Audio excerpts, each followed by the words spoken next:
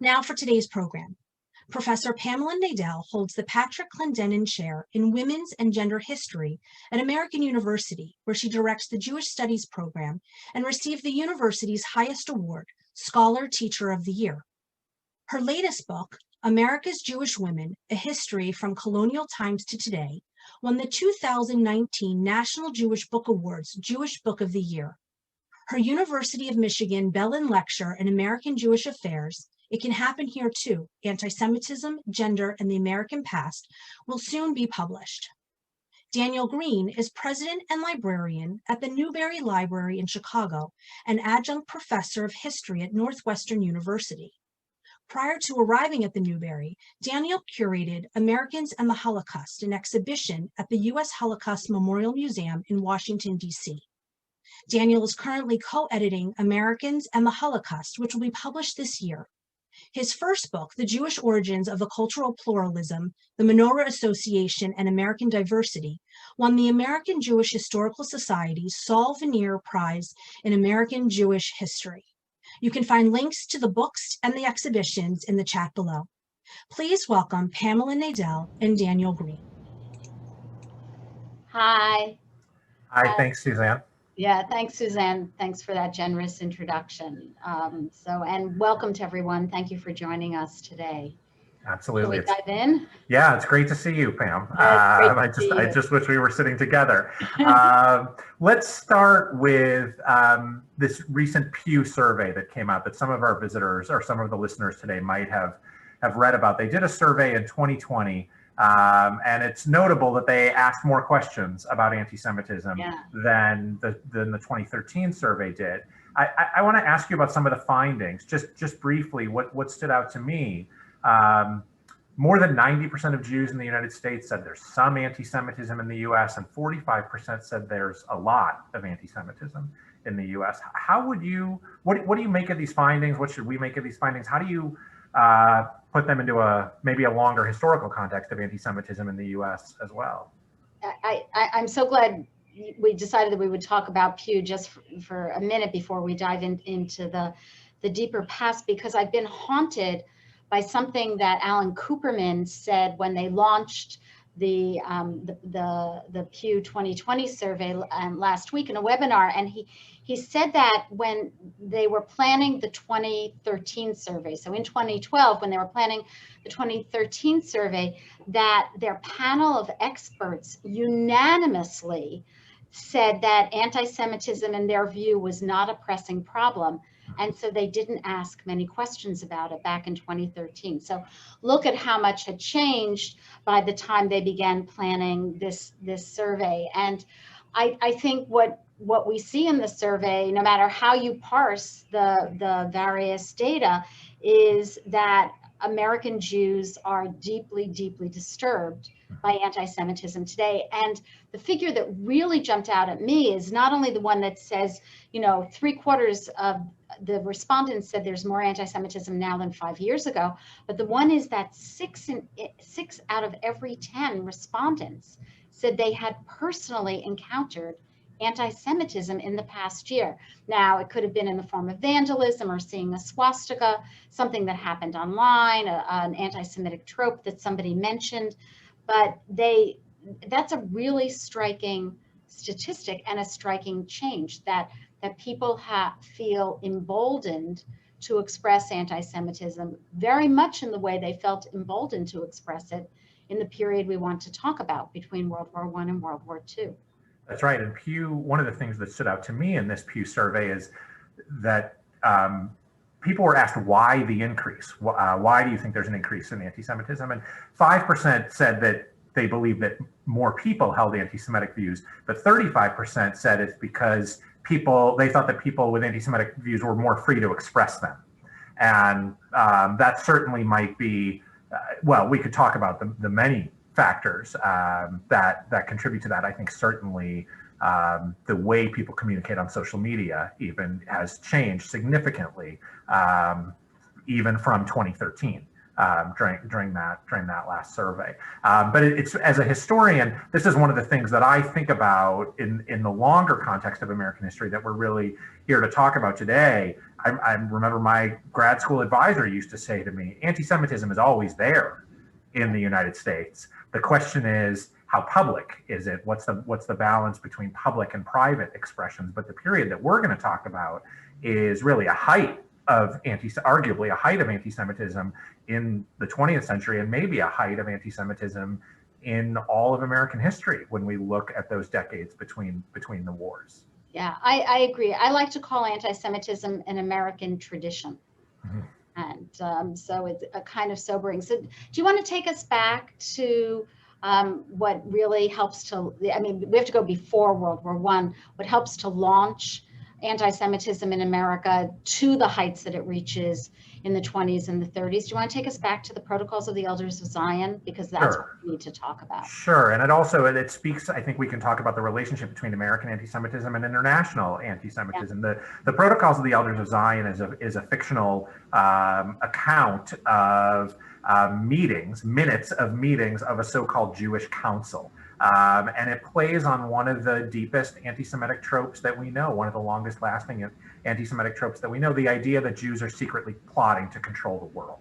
And it speaks to it's a lie, right? And I think it's important to say that anti-Semitism is often lies told about Jews. When I'm trying to define this for students who don't really understand what anti-Semitism is, that's usually where I start, is lies that people tell about Jews to connect this to the protocols. But there's a lure of this idea. There's an allure to the idea of a secret plan. And I think there's many reasons why it holds why it holds such an allure, why it's been so popular. One is it's a simple explanation to a complex world, right? And often prejudice is a simple explanation to complex problems. But it also speaks to these ideas that there's a Jewish cabal, or that Jews are clannish, or that Jews are disloyal to the United States and loyal first to each other. Those are powerful drivers of anti-Semitism, I think. The other thing that makes it so powerful is that it's a story. So when Right. you read it, it's not just a document proving that there's this cabal, but you're actually eavesdropping on the people who are planning to foment the revolution. And it emerges. I mean, the interesting thing is that it's lifted from a French critique of Napoleon III. And so the ideas that it contains are not unique in terms of the Jews, but it's that the Russians who grab it, and then in 1903 they publish it in some obscure newspaper, but then the idea takes off. Right. And it takes off all the way until 2021. Those of you might have seen the story about the police officer at the U.S. Capitol who had a copy of the Protocols of the Elders of Zion near his workstation, and who was suspended in March for that. So it's still with us, and some of it is the power. It's not just the tropes; it's the way that story is conveyed. That's right. And the other thing that I find so interesting about trying to understand the Protocols is it has been exposed as a fraud again and again and again around the world. The US Congress in the mid-1960s feels the need to announce that the Protocols is a fraud, even though it had been exposed as a fraud multiple times in multiple decades, even in the period that we're talking about today, between the wars. And that doesn't seem to matter to the people who want to use it, that it's been exposed as a fraud. And I think that speaks to the power of conspiratorial thinking that so often feeds anti-Semitism, this deep belief in a Jewish conspiracy. And conspiratorial thinkers, if you present logic and evidence to them, they can often dismiss that as part of the conspiracy. Right? Of course, this body or that body or this newspaper or that journalist denounced or exposed the Protocols as a fraud. They're a part of it. So there's such an illogic to the way that the Protocols have endured, and it's quite maddening, actually, that you can't counter this prejudice with logic. Right. There's no way, because it's I mean, the one that always jumps out at me is, of course, Adolf Hitler in Mein Kampf recirculates many of the ideas of the protocols in Mein Kampf. And one of the things he says is the way we know that it's true is that the Jews keep denying that it's not true. So there's no way that you can get around it. Like logic, right. Truth, none of it matters. And you're right. I mean, I think one of the earliest exposés of it is in the 1920s when it's being translated. It's brought out of the Soviet Union by these white Russians, mm-hmm. and who are seeing now the Judeo-Bolshevik plot to overthrow the Tsarist regime. And as they travel, they carry it to different countries, including to the United States. And it's just, translated into so many different languages. That's when it gets translated and published in London and Paris and Warsaw. And there are over 30 editions published in Germany. Right. in the 20s into the early 30s as well. Tokyo, it gets published, and of course it comes to the US as well. That's right. The Nazis don't, it's interesting. I know we're going to focus more on the United States today. I think the Nazis don't need the protocols, but it's convenient for them. So they make use of it when it's convenient. But even, most Nazi officers would have had Mein Kampf and the protocols on their shelves. Now, whether they would have read them is a different story or a different question. But the Nazis make use of, the Nazis are brilliant propagandists, and they make excellent use of the protocols. Although I don't think, to do the counterfactual, had the Nazis not had the protocols, would the history of the Holocaust change? I don't think so, but they're able to make effective use of it. It's so interesting how it makes it to the United States and morphs, especially through a publication led by or owned by Henry Ford. Do you want to talk about a little bit how the protocols morphs and appears under a different title in the Dearborn Independent, Henry Ford's newspaper? So the first thing that people need to remember is Henry Ford is virtually the most famous American in the 19-teens and the 1920s. I mean, he actually, he campaigns for president. He's looking at possibly the 1924 election, then he pulls out. But, here is this man that, I don't know about you, but when I was in school, we were taught, here is an American hero. He invented the automobile. What would we be like without the automobile and without his system of manufacturing? But he and the $5 day. Right.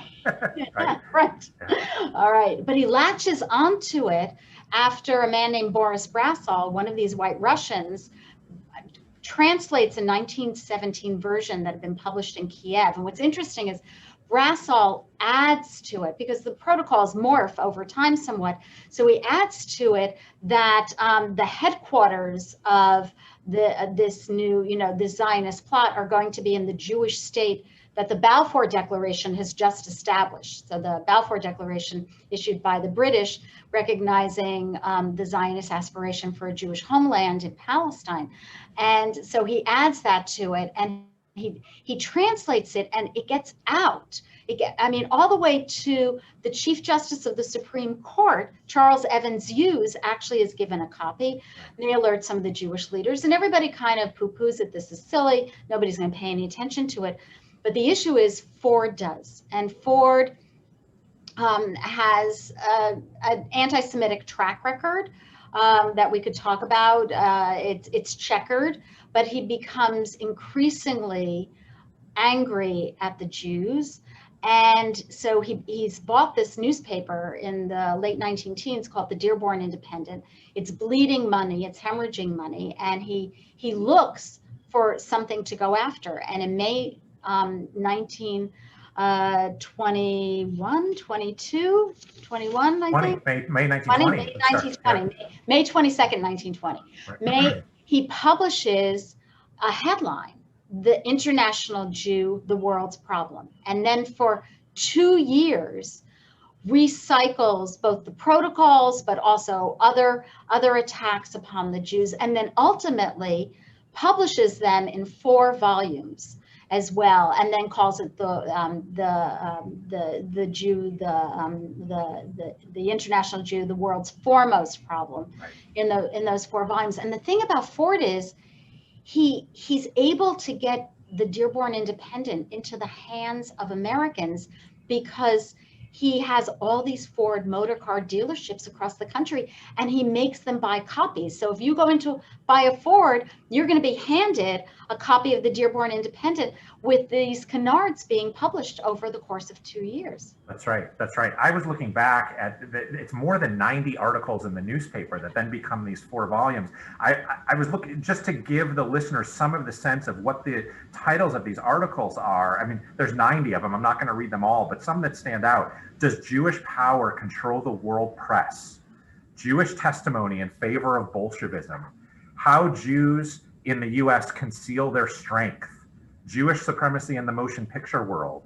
Jewish rights clash with American rights. So you get the set, all of these anti-Semitic tropes that unfortunately we still know so well. I mean, I could go on and on. Jewish gamblers corrupt American baseball. It's really, it's all of Americana and all of American society that Ford is arguing is controlled and corrupted by Jews. Up to the liquor trade, even how Jews gained American liquor control, as we're arguing as Americans at the time about prohibition. So again, it's this idea that anti-Semites want to explain the ills of the world, and again, here the ills of the United States, by saying it's the Jews. And you're right about the popularity of these. It's just it's remarkable to me as I looked back to them in preparing for the conversation today, how comprehensive they are across American society. Yeah. Right? So that's how he comes to the attention of Hitler. Right. In March 1923, right? March 1923. Right.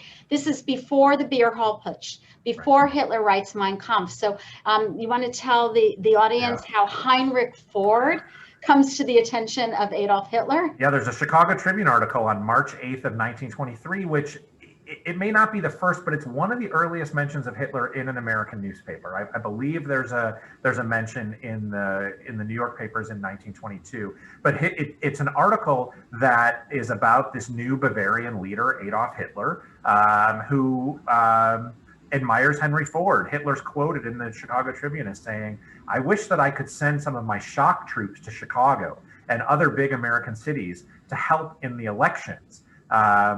We look on Heinrich Ford as the leader of the growing fascist movement in America. We admire particularly his anti-Jewish policy, which is the Bavarian fascist platform. We've just had his anti-Jewish articles translated and published.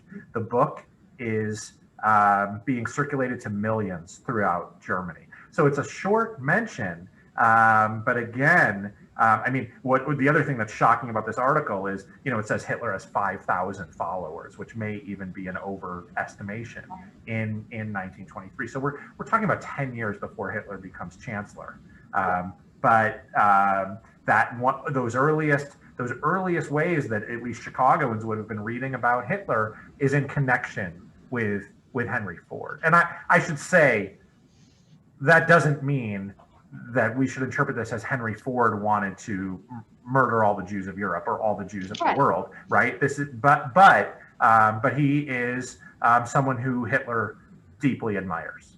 Well, the interesting thing is, but it's not only Hitler. So his name is Baldur von Schirach, who actually ends up being the head of Hitler Youth, and he at the Nuremberg trials, which are the trials of the Nazi war crimes after the war, he actually says that that he was reading the articles that had been translated into German, the Henry Ford articles, and he was reading them in 1924. So this is before Mein Kampf has been published. And he was saying, if Henry Ford said that the Jews were to blame, then naturally we believed him because he was a great man. So it has this enormous influence around the world, which is what you were talking about before, is that this is not just an American story. This is an international story, that That's right. these lies flow back and forth between between Europe and the United States. And Right. I've always just found that quotation really astonishing, that all those years later at the Nuremberg trials, that would be something that would come out. And then of course, the other thing that happens is Hitler admires Ford so much that he keeps a photo of him in his office. Right. He gives him a medal. And also we should tell everybody that this article that we've been talking about will be in your new book that's coming out. That's right. I think it's important to say, maybe you can say something about this too. I mean, American Jews don't sit silently by, right? In response to the publication of the International Jew, and they don't sit silently by with the rise of anti-Semitism either, right? I mean, this is also the period, for example, where we see the founding of the Anti-Defamation League, right? And other organizations in the United States that are, where their mission is to combat anti-Semitism, right? But Ford himself is also taken to court, right, for this, for these articles. Almost twice, because once on his way to court, he has a mysterious car accident. Right. So he's, I mean, ultimately, he signs an apology. I think it's probably maybe 1927.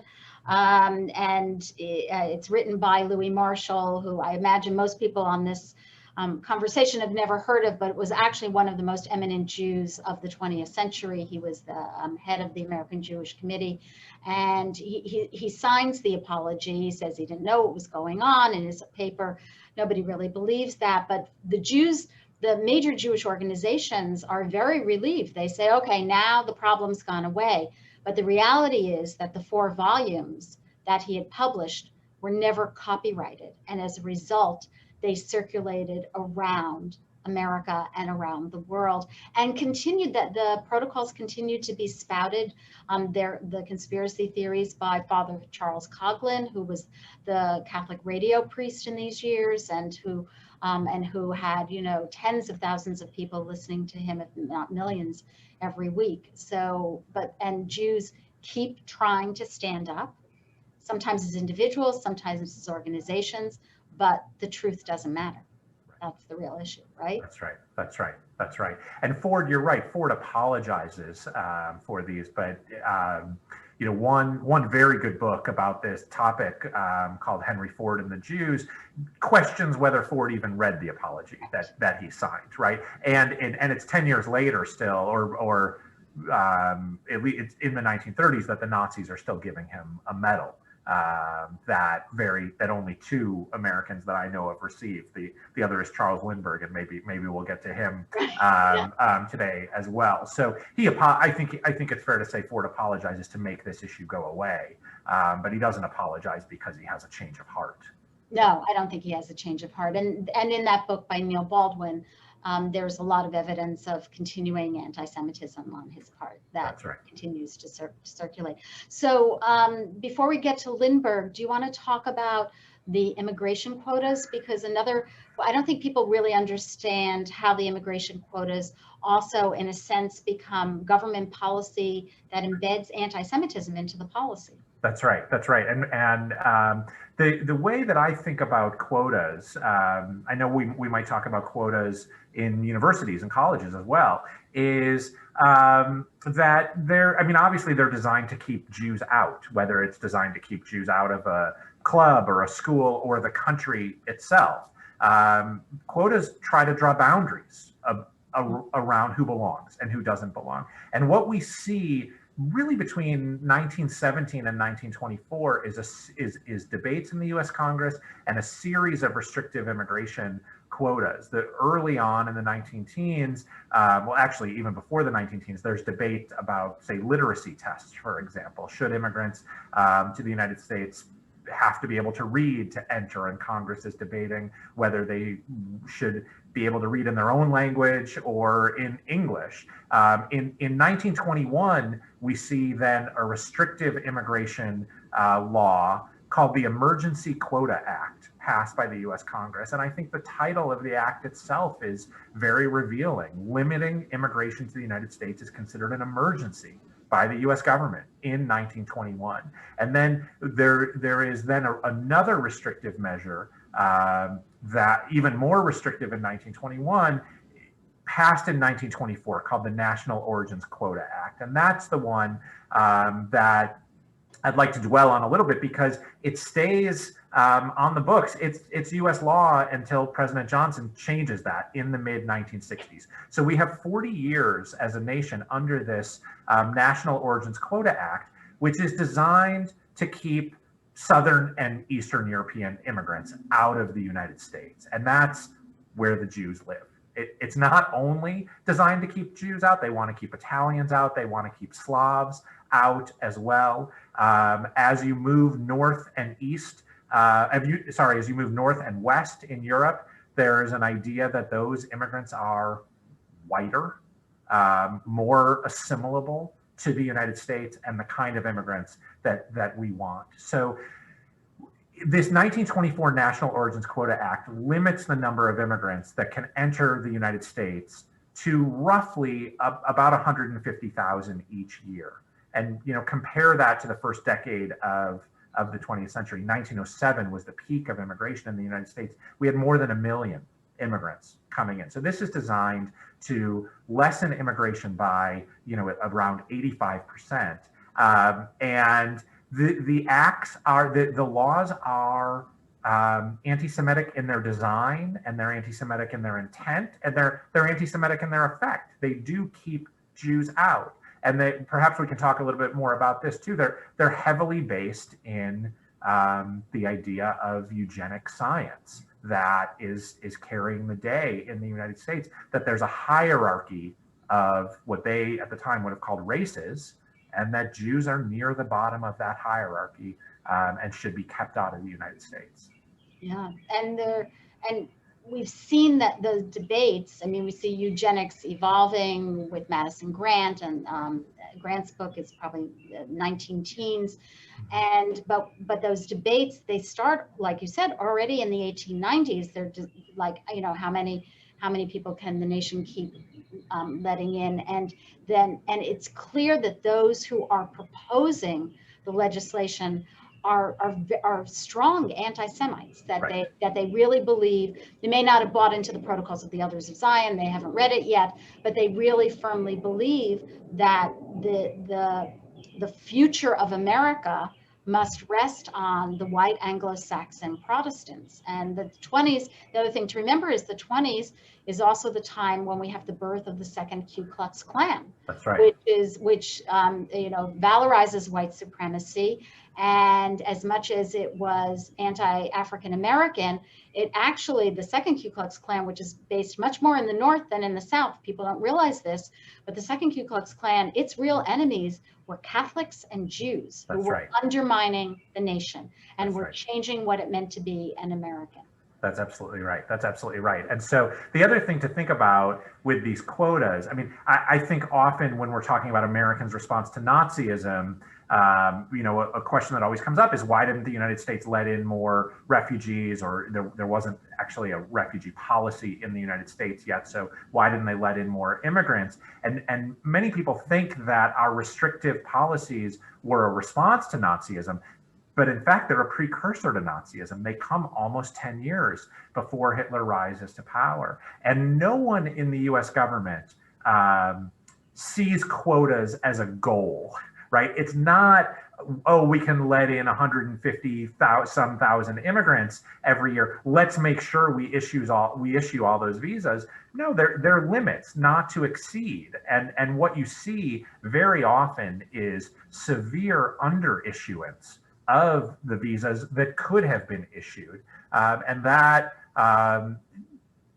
speaks to anti-Semitism within the US government, and especially within the State Department that was responsible for issuing those immigration visas. But it is, again, it's an imagining of what America should look like and what an American should look like.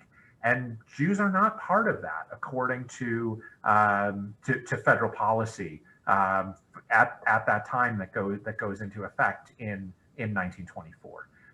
One of the most striking things that you did in the gallery about the refugees in the exhibit Americans in the Holocaust, which people can see online, and I think Suzanne put the link in the chat, is you showed using suitcases, running along the floor, photos of suitcases, how many years it was going to take somebody to get in under the quota. And by the time we get to 1939, we're looking at people waiting 12 years to get into America. And so that's why I called it anti-Semitism an American tradition, because it's there way before we get to what happens in the 1930s. That's right. So Pam, so much of your work that you focused on has brought gender into the story. And so it strikes me, we've been talking about a lot of men so far in this conversation.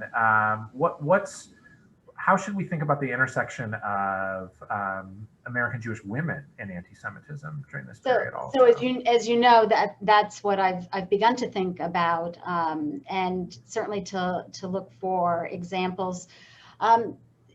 Obviously, in this time period, in terms of organizational life, Jewish men were the ones who were standing up, and sometimes they would enlist Jewish women, and I've been looking for them and finding them. But there's one story that I told in my book that just continues to jump out at me, and it shows how by the time Hitler comes to power, anti-Semites in the United States are even more emboldened, thanks to Henry Ford's Protocols of the Elders of Zion. So there's a very famous novelist, writer named Edna Ferber. She won a Pulitzer Prize. She wrote Showboat. She wrote Giant. These were made into major motion pictures. And she describes being invited to an industrialist's house for a soiree where all the guests would have to stay overnight. And she never says if it's Ford. So I don't know who it is, but she says that during the dinner where, all of these kinds of intellectual elites are sitting around the table, the host starts talking, and it's shortly after Hitler comes to power, he starts talking about money-grubbing Jews controlling the world. And she described how everyone at the dinner table started to agree with the host.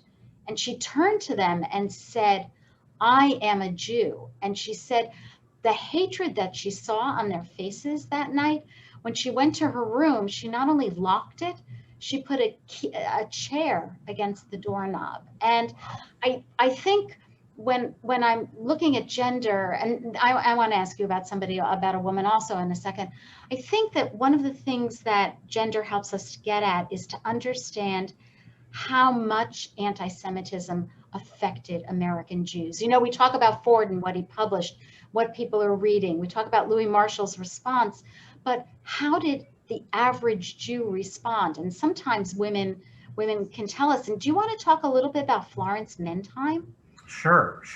On that Ferber story too, it's, I don't know. Do you think people around the table, they didn't need to have read the protocols to know that myth, right? So again, these hateful ideas about Jews saturate the culture, even if people don't know where they're coming from. And I think that's also one of the dangerous things about the multiple lies told about Jews, is that many people who then propagate them don't even think about where they came from. It's kind of saturated their lives. Yeah, Florence Manheim, who you asked about, was a librarian in Brooklyn, in New York, during this period, who, for some reason that's hard to get at in the archive, it's really hard to know in her own words, decided to infiltrate the German-American Bund, which is a pro-Nazi organization in the mid-1930s. And Manheim is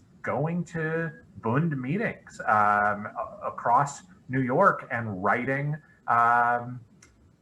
reports on these meetings for Jewish organizations, and really at times putting her own body and self at risk to do this. I often wonder about characters like this in history who are willing to take such great risks for what they believe in.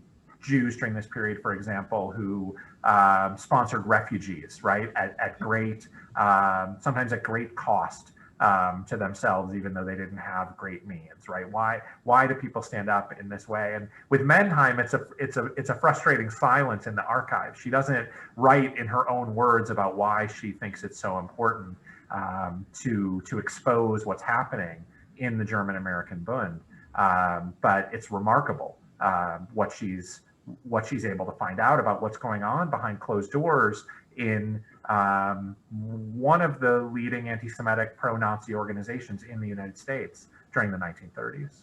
Right, I mean, they're the little. I mean, we do get some of the little details. Yeah. You know how she goes into the meeting and she puts on the pin before, and she's got aliases that she uses. So you wonder how she's keeping all the aliases straight. But you're right, because the issue is that the German-American Bund was filled with Nazi sympathizers, and Americans were deeply concerned in the 1930s about a German threat in the country. I mean, not everyone, these Nazi sympathizers were not, but they had very close ties to what was going on in Germany. I remember I wrote about a fracas that happened in the German department at Douglas College, which is the women's college of Rutgers University, and they had fired a professor who the charge was that he was not a good teacher,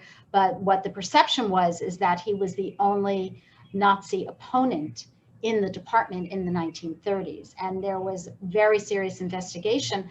And the chair of that department ultimately in 1940 goes to Germany during the war. So we've got very, very powerful Nazi connections going on in the 30s. That's right. That's right. And the fear of many Americans, the fear might be different for American Jews, I think, especially for American Jews who still had relatives in Europe, who they were hearing from directly and trying to get out. But the fear of whatever we would call ordinary Americans or the mainstream of America is a threat of Nazism here at home. So you see this in the American war propaganda, the idea of jackbooted Nazis coming to our shores, and you even see it in our popular culture. If you take, one of the first movies to take on Nazism is Confessions of a Nazi Spy, a 1939 Warner Brothers movie with Edward G. Robinson, and Edward G. Robinson had helped refugees privately. But the movie is not about the threat to Jews in Europe. The movie is about the danger of a Nazi spy ring here in the United States. And so that, I think when we take ourselves back and look at some of the cultural productions like that, we see that for mainstream America, that fear of Nazism was a fear of Nazism coming here, and a deep reluctance to enter the war, that would be perceived as a war, or that may be perceived as a war to rescue Jews in Europe. That was for most of America, that was a non-starter in the late 1930s when Europe goes to war. Right, and I wouldn't say that anti-Semitism plays into that defense of the war as not being construed as to rescue the Jews, because America had to win that war, and that would the hope was that then people would be saved. Of course, most of the Jews were murdered in 1942 and 1943. Right. But there are tremendous tensions in the United States over going to war, not going to war, which side the Americans would go on, and this is also when we begin to get the trope of America first, and we get Lindbergh. Right. Lindbergh? Right, and I don't want to minimize the sacrifice that Americans make to win this war. We have 16 million Americans go to war. People on the home front, men and women, make huge sacrifices across the United States, and over 400,000 Americans die fighting this war. So no, I don't want to minimize that. But you're right. Even if you look at an organization like America First, which really takes off in the early 1940s, 1940, 41, and Charles Lindbergh, who arguably is up there with Ford in terms of fame in the United States. He had flown across the Atlantic solo in 1927. The kidnapping of his child had been, the trial of the century. And then he becomes the leading spokesperson for America First, this isolationist anti-war organization. But Lindbergh goes quite far in some of his speeches with some of the anti-Semitic tropes that we've seen in the protocols. The one that is really remarkable is Lindbergh gives a speech in Des Moines, Iowa on September 11th of 1941, and it's now known as the War Agitator's Speech. And he says, there are three groups that want to see us go to war. Now remember, Europe's been at war for nearly 2 years, but we're a couple months before Pearl Harbor in September of 1941. The United States is not in this war. And Lindbergh says, the first group that wants us to go to war is the British. And he says, this makes sense. France has already fallen. The British are the last line of defense in Europe. He says the second group that wants us to go to war is the Roosevelt administration. And he tells his listeners, and that's because Roosevelt's been lying to you all along about remaining neutral. Roosevelt himself is a warmonger and can't wait to get into this war. And then the third thing he says is the third group that wants us to go to war is the Jews. And he doesn't deny the Nazi persecution of Jews in Europe. He acknowledges it. He says, if I were a Jew in Europe, I would want that too. But then he says, look at the messages we're getting in the media about going to war. And isn't that because the Jews control the media?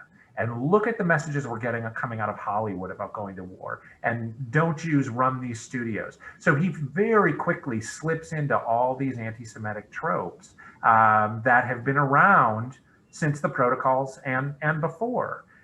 The reaction to him is resoundingly negative, but I think he's saying, I can't prove this, but I think he's saying out loud what a lot of people think privately. Yeah, well, and you have, I mean, you have all that polling data in the exhibit about, you know, and this is, of course, after Kristallnacht, and, you know, people are shocked about the savage pogrom against German and Austrian Jews in 1938, November 1938. But then when they say, well, should we let more Jews into the country? They say no. And there are also others who are voicing this anti-Semitism at this time, because at the same time, you know, Coughlin is speaking. He's not shut down until after the U.S. and enters the war. So it's so striking. And then, you know, just to get back for 1 second, then maybe we'll turn to questions. But sure. This is also a period when, how do American Jews deal with this anti-Semitism? And we didn't really talk that much about it in the colleges and universities and jobs and clubs. They changed their names. That's right. This is the, you know, everybody thinks, oh, they got their names changed at Ellis Island. Well, Kristen Vermoglichen has written a terrific book called Rosenberg by Any Other Name, right, which proves that no, they didn't change their names at Ellis Island. You know why? Because there were ship's manifests. You could read their names, how they were written in the manifest. But they changed their names because they wanted to get jobs or into schools, and the jobs in the schools react back. That's right. So, it also, I mean, just quickly, it gives the lie to anti-Semite. One of the things that anti-Semites believe is that Jews are a united, monolithic clan, right? And what we see, whether it's response to Nazism or response to discrimination in colleges or neighborhoods or clubs, is division among Jews, asking, you know, internally, you can see this in a lot of archival documents with Jews in various organizations and Jewish leadership asking, how loudly do we speak out about, you know, what's the threat of speaking out too loudly? Will that lead to a backlash in anti-Semitism? And you never see unity among American Jews about how to respond to anti-Semitism. So it gives the lie to another strongly held belief of anti-Semites, that Jews are always acting in unison. Right, and also there's that huge division between, are you quiet or do you make noise? I mean, one of my favorite stories comes not from a Jew, but from Harvard President Lawrence Lowell, who publishes on the front page of the New York Times in 1922, and he wants to set a quota on the number of students at Harvard, and he's going to do it because that's going to reduce anti-Semitism. That's right. Right? That's the solution, the way of reducing anti-Semitism. Right. Yeah. Right. So should we ask Suzanne to join us, and sure, she can bring some questions from the audience? That sounds great.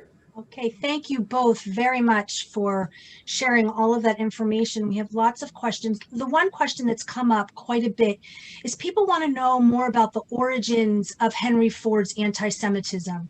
Where did it come from other than reading the Protocols of the Elders of Zion? Did he have any history with it as a child? So there's a controversy around this, but one scholar says that, and we actually know this, that Ford was really enamored of a series of children's books called the Mcguffey Readers. Mcguffey Readers are first published probably even before the Civil War, and they were the first kinds of graduated children's readers, and that were taught, and they were taught in public schools across the 19th century, and they are filled with classic Christian anti-Semitic tropes, and also with associations with the Jews and Shylock. So that, and I've even seen photos of Ford's, I mean, he collected a lot of things, he had a lot of money. I've seen photos of his collections of Mcguffey Readers. So one historian charges that it really goes back to his childhood. In the 19-teens, before the US enters the war, he sponsors a peace ship to end the war, and the idea for this peace ship was brought to Ford by a European Jewish woman named Rosika Schwimmer, and the peace ship was an enormous failure. And by the end of the war, Ford is spouting what you hear in Germany, which is that the Jews caused the war. So we see, but I should say, you know, to his credit, during the Leo Frank trial, he actually calls for Leo Frank to have a second trial. Leo Frank, the Atlanta pencil factory manager who was wrongly convicted of murdering one of his workers and then was ultimately lynched. So Ford is very much, he's a traditionalist. He values American, the different peoples coming into America and going into the melting pot and coming out all looking like American. So I think it's part of a lot of different things, but for sure by the 19-teens, people have testified that he was spouting anti-Semitism. Yeah, and we didn't really talk about Bolshevism at all in this era, which maybe we should have, Bolshevism and communism, but he associates what he thinks are Jewish values like internationalism and Bolshevism, another lie that anti-Semites tell about Jews. He associates that with anti-Americanism. Thank you. And Daniel, you mentioned a little bit that Jews pushed back a little bit with receiving these the magazines or the newspaper when they bought their cars. People want to know, how did they push back, especially where there were sizable Jewish populations? Did they boycott buying the cars? How did they react? And then the other thing that I'll add to that, because it's similar, somebody also said that Jews as a whole were pretty much silent about the Nazis between 1932 to 1945 in not pushing Roosevelt to allow Jews to enter the US. And why do you think that was? Maybe, what if I take the second one and then okay, Pam, do you and want I'll to take the first one? Yeah, I mean, the basic thing is that this is the first Jewish car boycott. Jews stopped buying Fords. I mean, I think many people would know that after World War II, there was an unofficial Jewish boycott. It was never launched by any organization, but Jews didn't buy German cars. When they were sold in the United States, but people, they just stopped buying Fords. So this is people voting with their feet. You want to take the other one? Yeah, I mean, I guess we should say that the Ford Motor Company today has apologized for this and is a very different has a very different relationship to this history. To the question, I don't think it's fair to say that Jews don't speak out about the threat of Nazism and don't try to do what they can to pressure the U.S. government during the 1930s. In 1933, you see rallies in multiple northern cities with Jewish populations. We always talk about Rabbi Stephen Wise, the leading rabbi in the United States at the time, who was based at the Free Synagogue in New York, who led a rally at Madison Square Garden. But even on the day that Nazi students burned books on May 10th of 1933, there are anti-Nazi rallies in Chicago, in Philadelphia, in Cleveland.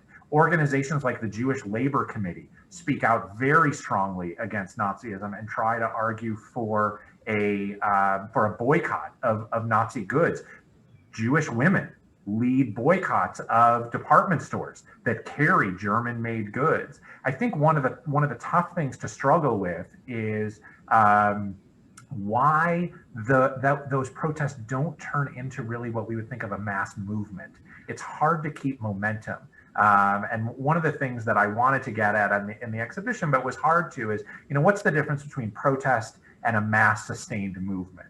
I don't know that we can say that we see a mass anti-Nazi movement in the United States, but I also don't think it's fair to say that Jews don't stand up. Jewish organizations do try, whether it's economic boycott or rallies or political protest, over and over again, to try to get the U.S. government to change its response to Nazism.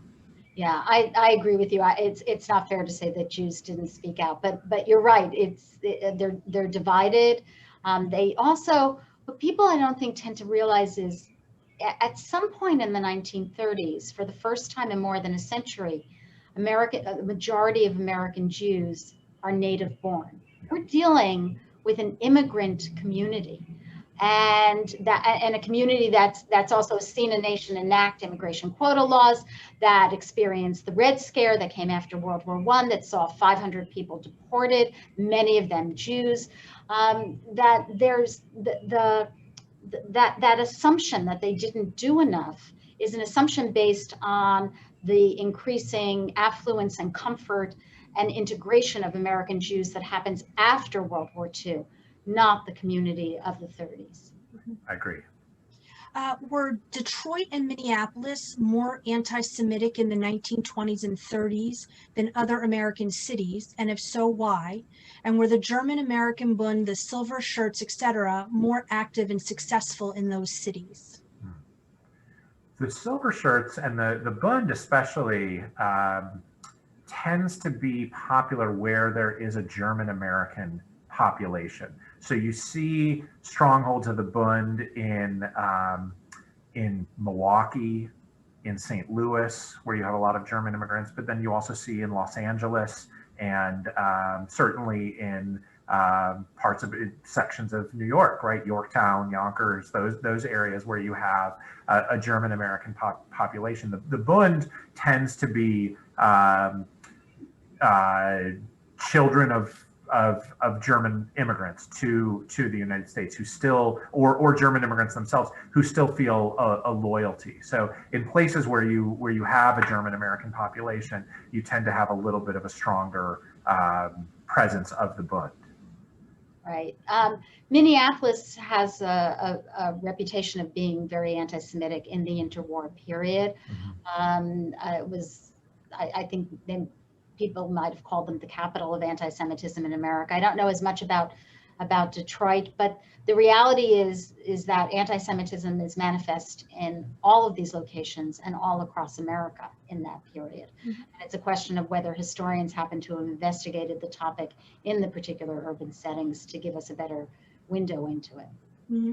Aviva Kempner, who made the documentary The Life and Times of Hank Greenberg, said that both Ford and Father Coughlin attended Detroit Tigers games together and watched Jewish slugger Hank Greenberg play. She wanted to know if you know any more about their friendship, and I would add, did they influence each other? I don't know anything about their friendship. I had and Aviva, I had absolutely no idea that they watched the games together. But as you well know, Hank Greenberg faced a lot of anti-Semitism, because I remember working on that movie with you. It's a fantastic film. Can you talk a little bit about Ford and Edison, who had close ties, and was Edison considered anti-Semitic? I know that they had, don't they, in Florida, there's a vacation home that they shared, or were next to it. They traveled together in the summers. My sense is that Edison also was, but I don't know his story as well. Do you? I don't know his story as well. I know more that he was a hero to Ford, right? Edison really is a hero to Ford. I mean, one of the, if you've been to Greenfield Village in Detroit at the Henry Ford Museum, I mean, he moved Edison's studio in full from New Jersey and was incredibly proud of that. So I know that he is. I know that he's someone that Ford respects deeply, but I actually don't know if that is connected in any way to anti-Semitism with Edison. So I'm sorry. And at what point did the Ford company start to turn things around and let people really know that their company was not anti-Semitic and that people started to buy Fords again? I would assume that they were trying to do it after the apology. Yeah, the other thing you have to remember about Ford is that he's also has manufacturing. They're manufacturing Ford automobiles or trucks or something in Germany and in the 30s and into the 40s. So American soldiers who are fighting in Europe are seeing Ford products that have been taken over. I don't know all the details in terms of, you know, the nationalization of the industry by the Nazis, but they're seeing Germans in Ford products during the war, which is deeply disturbing. And then by the early 1940s, you don't see cars coming off the Ford motor lines in the United States. You see planes, right? I mean, the Ford Motor Company is really mobilized for war production in the United States. There's a very good book about this by A.J. Baim. I'm blanking on the name of the book, but talks about how Ford's not producing cars in the early 1940s at all. It's all war production, and planes are rolling off those assembly lines at a remarkable speed. Thank you. In 2019, the mayor in Dearborn did not allow an article that was about to be published giving the history of Ford and his anti-Semitism, and it was a big news story. What are your thoughts on what happened and why? He says that it was not a benefit to the community, and that's why he wouldn't let it be published. Do you remember it? I don't remember. I do. I think it's interesting. Yeah, I hadn't even thought about that episode in our very recent past, but it strikes me that I hope we're in a somewhat different place in the United States about having a national reckoning with racism, prejudice, and anti-Semitism. I believe we have to tell the truth about this history, and trying to hide that history or not share that history, even some of the ugliest parts of American history, I don't think gets us anywhere. Well, and then the follow-up to that is, by sharing that and talking more about the international Jew, does that only provide more opportunities for all of the hate groups to read it and become familiar with it and get others to think more about it? This is the old question. I mean, this is what the debate was about during World War II. Before the protocols, don't draw attention. It will just exacerbate the situation, or do you draw attention to it? And my students have asked me. I mean, I teach and Daniel does as well, that, they say, like, now we know a lot about this, and so now other people are going to learn about it. What do we do? But I don't know. What's your take on it? I mean, my take is that anti-Semitism is so easily accessible to anyone on any device that they're walking around with, that we have to combat it with truth.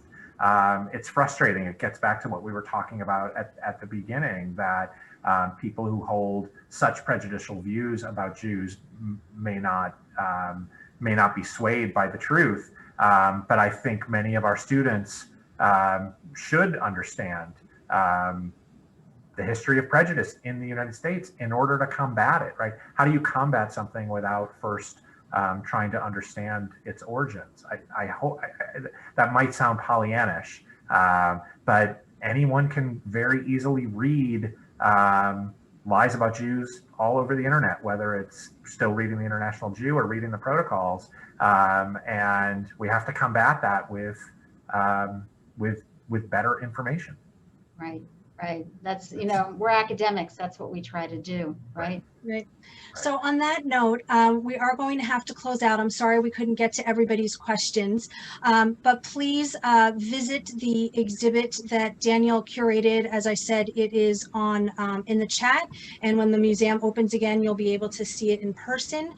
Please spend some time looking at, you can find the links to their other books and look for in the future. Do you know when your books will be coming out? And both of you have them coming out in 2021? November 2021. Yeah, and the Bellum lecture is actually in print now, so it should be coming out really soon. Great, and we will we'll send a follow-up email for everyone and put a link to all of their books in that. Please go to our website, momentmag.com, and register for next week's Zoominar about Stan Lee and Marvel Comics. Pamela, Daniel, thank you both so much for sharing this history with us, and we will see everybody next time. Thank you. Thank you. Thanks. Bye, everyone. Bye.